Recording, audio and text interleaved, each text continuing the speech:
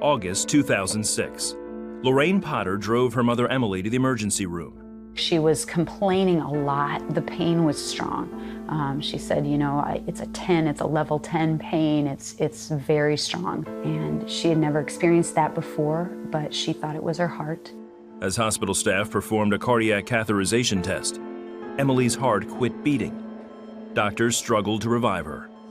After 10 minutes, they found a pulse and she eventually stabilized. Soon after, a doctor told Lorraine the terrible news. He sat me down and said, it's very serious. Your mom has a torn aorta. There is nothing that we can do for her. As per policy, we are going to send her to Iowa City, to University of Iowa hospitals. But we know from experience there's really nothing they can do either. He said, really, it's a death sentence. Lorraine called family to join her and pray. Then, she spent a few minutes alone with her mom. I felt like that was the last time I was going to see her alive, so as much as I could, I spoke to her, told her I loved her, was able to stroke her hair, to kiss her, you know, and that was all I could do. The level of anxiety, the level of grief was very high. At this point, there was no hope. You know, there was no hope I had been given. Emily was transported to the University Hospital. When Lorraine arrived minutes later, she noticed a license plate that read YHWH, Yahweh, the intimate name of God. At that moment, Lorraine says she felt his presence. The peace that passes all understanding that guarded my heart and mind kicked in and came over me. And from that moment on, my anxiety was gone. My hopes are eternal and my hopes are in Christ. And I knew where my mom was going, no matter what. And I knew the Lord was with me, no matter what. Doctors ran a new catheterization test to confirm the first diagnosis. Then they told Lorraine their findings.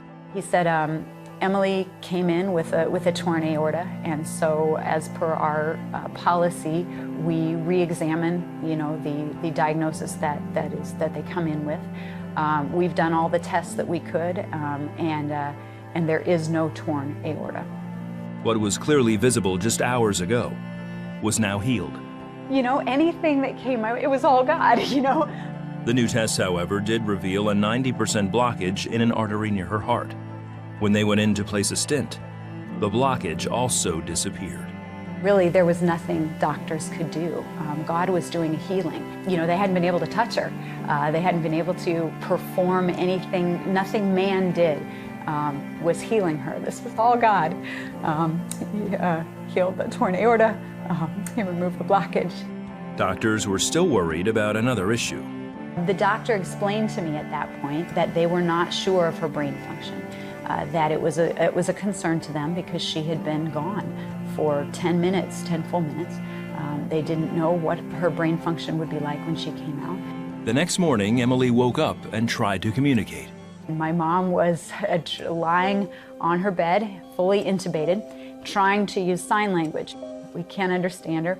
Finally, she's frustrated enough, so they get her a clipboard and a marker, and she writes down no antegrade or retrograde amnesia. So I said, okay, well, I think her brain function's there. I think she's back. Miraculously, she had no signs of brain damage either. Emily and Lorraine say the presence of God sustained them through the entire experience. You know I was touched by God. And I think when He touches you, can't even explain it.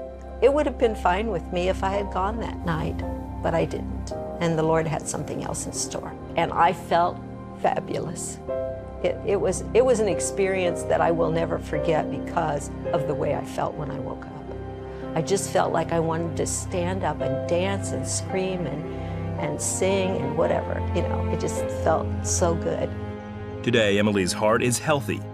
Though questions remain regarding what exactly happened, Lorraine knows it was God with them that made all the difference. The Lord really healed me 3 times. If you can have 3 miracles in one miracle, I really did. No torn aorta, no blockage, no brain damage. The joy of having her back was wonderful, but greater was the peace of having Him with us. Why He did this for me, I don't know. I loved Him before. I love Him now. It's not for me to question why, other than if I can glorify him, that's the most important thing. He is a merciful God, and he does miracles today, not just in biblical times. And he does major miracles today.